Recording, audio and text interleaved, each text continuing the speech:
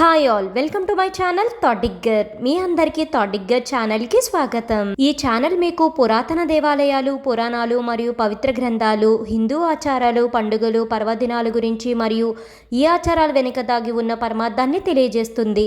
అంతేకాకుండా టీటీడీ మరియు ఇతర దేవాలయాలకు సంబంధించిన కంప్లీట్ లేటెస్ట్ ఇన్ఫర్మేషన్ని అందిస్తుంది. సంకటాలను తొలగించే సంకటహర చతుర్థి ఈ జ్యేష్ఠ మాసంలో జూన్ నెలలో ఎప్పుడు వచ్చిందో ఈ సంకటహర చతుర్థికి సంబంధించిన పూర్తి వివరాలను ఈ రోజు వీడియోలో తెలుసుకుందాము. ఓం నమో భగవతే వాసుదేవాయ.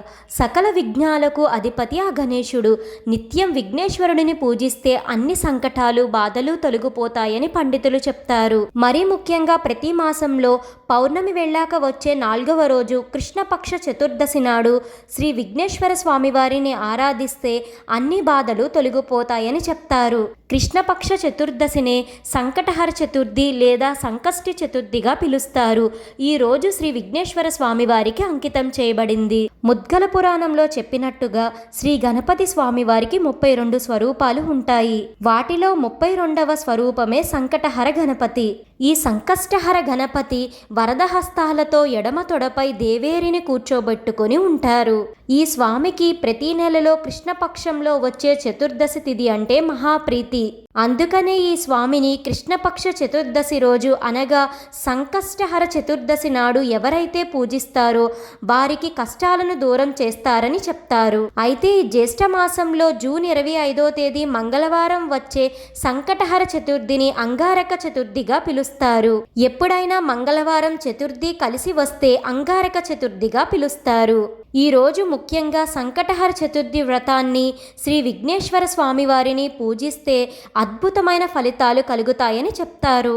ఈ జ్యేష్ఠ మాసంలో కృష్ణపక్ష చతుర్దశి తిథి ఎప్పటి నుంచి ఎప్పటి వరకు ఉందో ఇప్పుడు చూద్దాము.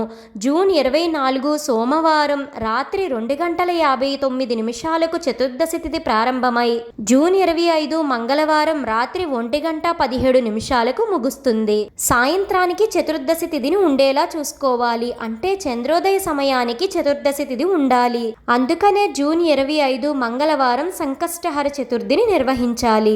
ఈ జూన్ 25న సంకష్టహర చతుర్దశి రోజున ఎవరైనా వ్రతం చేస్తే ఆ వ్రతానికి ముడుపు కట్టే సమయం తెల్లవారుజామున 4:42 నుండి ఉదయం 8:07 వరకు. ఈ సమయం కుదరని వాళ్ళు ఉదయం 10 గంటల నుండి మధ్యాహ్నం 12 గంటల సమయం మధ్యలో కూడా గణేశుడికి పూజను నిర్వహించి ముడుపుని కట్టుకోవచ్చు. సాయంత్రం పూజా సమయము మరియు వ్రతం చేసే సమయం 5:44 నుండి రాత్రి 7:20 వరకు నిర్వహించుకోవచ్చు.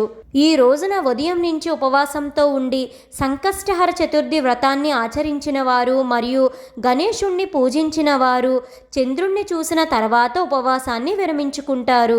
ఈ జూన్ 25 చంద్రోదయ సమయం సుమారు ఆంధ్రప్రదేశ్లో 9:46 ఉంటుంది. తెలంగాణలో చంద్రోదయ సమయం సుమారు 10 గంటల సమయానికి, తమిళనాడులో రాత్రి 9:51 సుమారు, కర్ణాటకలో 10:02 సుమారుగా ఉంటుంది. ఈ రోజున శ్రీ విఘ్నేశ్వర స్వామి వారిని ఆరాధించేవారు పసుపు రంగు పూలతో అలంకరించి పసుపు రంగు పూలతో పూజించడం ఎంతో మంచిది. అంతేకాకుండా గరికను సమర్పించడం మరీ ఉత్తమం. విఘ్నేశ్వరుడికి నైవేద్యంగా బూందీ లడ్డు, మోదకాలను నివేదిస్తారు. తెలుసుకున్నారు కదండి ఈ జ్యేష్ఠ మాసంలో సంకటహర చతుర్థి ఎప్పుడు వచ్చింది, సంకటహర చతుర్థి యొక్క విశిష్టతను. ఈ వీడియో మీకు ఎంతగానో ఉపయోగపడుతుందని అనుకుంటున్నాను. మీ సపోర్ట్ కోసం ఈ వీడియోని లైక్ చేసి షేర్ చేయండి. ఇలాంటి మరెన్నో వీడియోస్ కోసం థాట్ డిగ్గర్ ఛానల్ని సబ్స్క్రైబ్ చేసి అక్కడే ఉన్న బెల్ ఐకాన్ని క్లిక్ చేయండి. ఓం నమో నారాయణాయ. Thank you for watching.